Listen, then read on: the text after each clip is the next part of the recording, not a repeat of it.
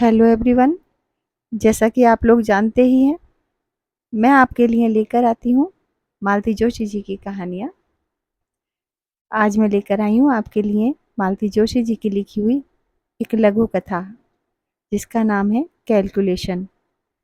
तो चलिए शुरू करते हैं कहानी। 8:30 बजने को थे और पिंकी का अब तक पता नहीं था। मेरी चिंताओं का ग्राफ बढ़ने लगा था।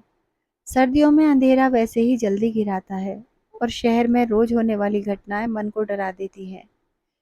बच्चों को हमारी परेशानियों का कोई एहसास नहीं होता, बल्कि मैं फ़ोन भी करती हूँ तो वह नाराज़ हो जाती है। कहती है, और किसी के घर से फ़ोन नहीं आता, बस मेरा ही घनघनाता रहता है। इतना एम्बेरेसिंग लगता है। अब भला इसमें एम्बेरेसिंग होने जैसा क्या है? तुम्हारे दोस्तों के घर वाले लापरवाह हैं, तो मैं क्या करूँ? मैं तो उतनी बेफ़िक्र नहीं हो सकती ना। ये घर में होते हैं तो हर 5 मिनट में मुझे कूल डाउन की सलाह देते हैं, पर आज ये भी टूर पर हैं। सारा टेंशन मुझे अकेले ही झेलना है। जब घर में बैठना असंभव हो गया तो मैं शॉल ओढ़कर गेट पर जाकर खड़ी हो गई। बिटिया की राह देखी जा रही है? अंधेरे में एक प्रश्न उछला। मैं बुरी तरह चौंक गई। देखा, बगल वाली अम्मा जी शॉल लपेटे कुर्सी पर विराजमान है। मैं मुड़कर उनसे मुखातिब हो गई। कंपाउंड वॉल पर टिकते हुए कहा, ओरी देखिए ना, अंधेरा कैसा हो रहा है। इतनी रात अकेले आती है तो चिंता होने लगती है। वह अकेले नहीं आती, एक लड़का घर तक छोड़ने आता है। मैं चकित होकर उन्हें देखती रह गई। पिंकी ने उनका नाम चुंगी नाका रखा है, वह गलत नहीं है। अपने बरामदे में बैठकर पूरे मोहल्ले की खोज खबर रखती हैं। थोड़ा बुरा भी लगा। जरा सी तुर्शी के साथ पूछा, आप अब तक यहाँ ठंड में क्यों बैठी हुई हैं? अरे बेटा अभी अभी दफ्तर से लौटा है, उसका चाय नाश्ता हो जाने तो फिर भीतर जाऊंगी। मतलब? अरे मुझे देखेगा तो पास बिठा लेगा, मेरा हालचाल पूछेगा, दफ्तर की बातें बताएगा। बहू को यह सब अच्छा नहीं लगता। कहती है शादी क्यों की, जिंदगी भर अम्मा के पल्लू से बंधे रहते। कहते हुए उन्होंने शॉल और कसकर लपेट ली। मैं चुप हो गई। हर घर की अपनी समस्या होती है, उससे खुद ही निपटना पड़ता है, बाहर वाला कुछ नहीं कर सकता। इस समय तो मैं अपनी ही चिंता से ग्रस्त थी, दूसरों की मदद क्या करती।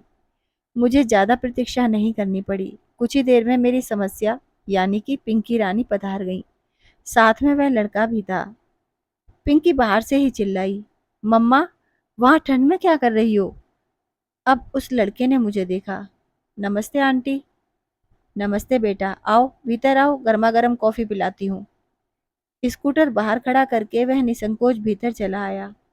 रोज तो बाहर से ही चले जाते हो, आज पकड़ाई में आए हो। प्रियंका ने कभी बुलाया ही नहीं, मैं तो रोज आ जाऊंगा। मैंने फटाफट कॉफी बनाई, सूखे नाश्ते के साथ सर्व की और कॉफी पीते हुए उससे ढेर सारी बातें पूछ डाली। जब वह चला गया तो मैंने जैसे अपने आप से कहा, लड़का अच्छा है ना? कहीं तुम इसके साथ मेरा गठजोड़ा करने की तो नहीं सोच रही हो? एक ही बैठक में उसके सारे खानदान की हिस्ट्री ज्योग्राफी पता कर ली, इसलिए पूछ रही हूँ। हर्ज क्या है? No mummy, he is just a friend. Coaching तक लाने ले जाने के लिए ठीक है, पर शादी के कतई लायक नहीं है। इतने मीडिया कर पर्सन से शादी की बात तो मैं सोच भी नहीं सकती। कैट की तैयारी कर रहा है, सो क्या ऐसे ही? पता है मम्मी, यह उसका तीसरा अटेम्प्ट है। तो तुम कौन सा पहली बार में ही निकल जाओगी?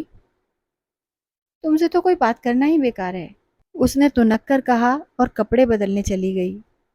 इन लड़कियों को समझना सचमुच बहुत मुश्किल है। पिछले साल तक सुनील नाम के एक लड़के से अच्छी खासी दोस्ती थी। दोनों ने टेबल टेनिस में कॉलेज को कई बार रिप्रेजेंट किया था। फिर एकाएक उसका आना बंद हो गया। मैंने पिंकी से पूछा तो बोली, जनाब खेल खेल में लाइफ पार्टनर बनने के सपने देखने लगे थे। How rubbish. एक लड़का था रजत, 2-3 नाटकों में दोनों ने साथ काम किया था। लड़का सुंदर था, संपन्न भी। मुझे तो सुशील भी लगता था। पर पिंकी बोली, मम्मी उसे ऑफ स्टेज देखोगी ना तो तुम्हें मतली आ जाएगी। फिर उसके साथ काम क्यों करती हो?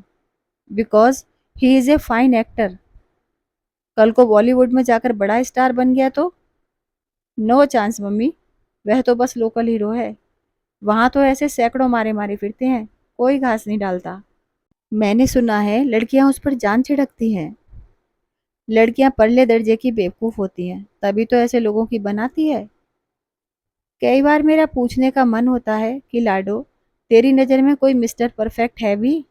उस दिन कॉलेज से लौटते ही बोली, मम्मी थोड़ा विटामिन एम स्पेयर करो, पार्लर जाना है। क्यों, कॉलेज में फंक्शन है कोई? फंक्शन तो है, पर कॉलेज में नहीं है। बर्थडे पार्टी में जाना है। Kartik is throwing A party. Kartik इतने दिनों कहाँ था? यहीं था, पढ़ाई में बिजी था, पीजी कर रहा था ना। एकाएक तुम्हें कैसे याद कर लिया? याद क्यों नहीं करेगा, मैंने उसे भूलने ही कब दिया है। हर साल बर्थडे पर विश करती हूँ, न्यू ईयर पर कार्ड भेजती हूँ। हाँ, पार्टी आज पहली बार दे रहा है। कार्तिक की पार्टी में खूब बन संवर कर गई थी। बार बार पूछ रही थी, मम्मी मैं ठीक लग रही हूँ ना? मेकअप बहुत गाढ़ी तो नहीं है? साड़ी बहुत जाजी तो नहीं है? वह सचमुच बहुत प्यारी लग रही थी। बाल भी ढंग से संवारे थे, कपड़े भी ढंग से पहने थे। ऐसा नहीं कि हमेशा की तरह कुछ भी ऊट पटांग पहन लिया और चल दिए। उसकी सज्जा से ही पता लग रहा था कि वह किसी को इम्प्रेस करने के लिए बेताब है। यह जानकर अच्छा भी लग रहा था। कार्तिक सचमुच अच्छा लड़का था।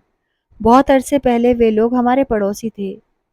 उसकी बहन कीर्ति पिंकी की क्लास में थी। माता पिता दोनों डॉक्टर थे, अक्सर बिजी रहते थे। कीर्ति का अधिकांश समय हमारे यहाँ ही गुजरता था। फिर मोहल्ले बदल गए, पर एक ही क्लास में होने के कारण कीर्ति और पिंकी की दोस्ती बनी रही। हायर सेकेंडरी के बाद वह भी भाई की तरह मेडिकल में चली गई। आना जाना कम किया, एक तरह से बंद ही हो गया। यह तो आज पता चला कि पिंकी उन लोगों के, खासकर कार्तिक के बराबर संपर्क में है। अच्छा लगा। जाते समय मैंने उसे ढेर सारी हिदायतें दी। जल्दी लौटना, ऑटो में अकेले मत आना, किसी भरोसेमंद आदमी की कार में ही बैठना। उसे अच्छा तो नहीं लग रहा था, पर चुपचाप सुनती रही। आखिर उसके पापा को ही दया आ गई, झल्लाकर बोले, बस भी करो अब। लड़की अब बच्ची नहीं रही, खासी बड़ी हो गई है। इस बात को तुम कब समझोगी?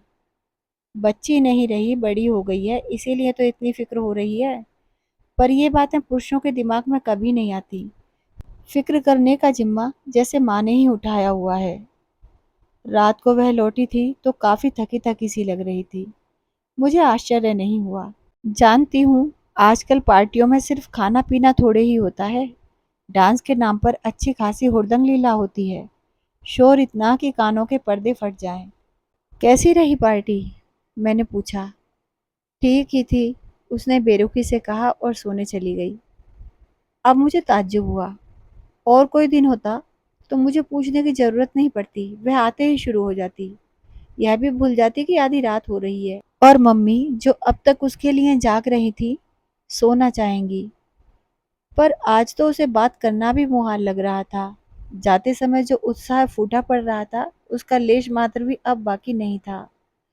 सुबह चाय के समय उसके पापा ने पार्टी के बारे में पूछा तो बोली, पापा पार्टी तो शानदार होनी ही थी। उसने अपनी एंगेजमेंट जो अनाउंस करनी थी। अरे वाह, किससे शादी कर रहा है? अपनी बैचमेट से। दोनों ने साथ ही पीजी किया है। इसका मतलब घर में डॉक्टरों की एक पूरी फौज तैनात है। तब तो उनके नर्सिंग होम का भी एक्सटेंशन होगा। बिल्कुल होगा। अब वह केवल मैटरनिटी होम नहीं रहेगा, वहाँ बड़ी से बड़ी सर्जरी होगी। इसीलिए तो उस बॉडम से शादी कर रहा है। अगर उसे पीजी में एडमिशन नहीं मिलता तो उसे लिफ्ट थोड़े ही देता, किसी और को पटा लेता। उसका स्वर अत्यंत कसैला हो गया था। अंकल आंटी भी तो उसकी डिग्री पर ही रिझे हैं, नहीं तो कार्तिक के सामने तो वह कुछ भी नहीं है। It is a business deal all in all. और फिर उसका स्वर एकदम तरल हो आया। पापा, आजकल लोग नाप तोल कर ही प्यार करने लगे हैं ना? उसके स्वर का गीलापन मुझे भीतर तक भिगो गया। मन हुआ उसे गले से लगाकर सांत्वना दूं, कहूं कि लाडो, इसमें कार्तिक का क्या दोष है? अपना नफा नुकसान देखना तो जमाने का चलन है। तुम भी तो इस इल्जाम से बरी नहीं हो। वैसे भी टूटकर प्यार करने वाली पीढ़ी अब रही कहाँ। वे लोग तो कब के इतिहास बन गए। अभी आप सुन रहे थे मालती जोशी जी की लिखी हुई एक लघु कथा, कैलकुलेशन। यदि आपको कहानी अच्छी लगी हो तो मेरे वीडियो को लाइक कर दीजिए, चैनल को सब्सक्राइब कर लीजिए और कमेंट करना बिल्कुल मत भूलिए। आपने मुझे अपना समय दिया, उसके लिए मैं आपकी दिल से आभारी हूँ। आपका बहुत-बहुत धन्यवाद।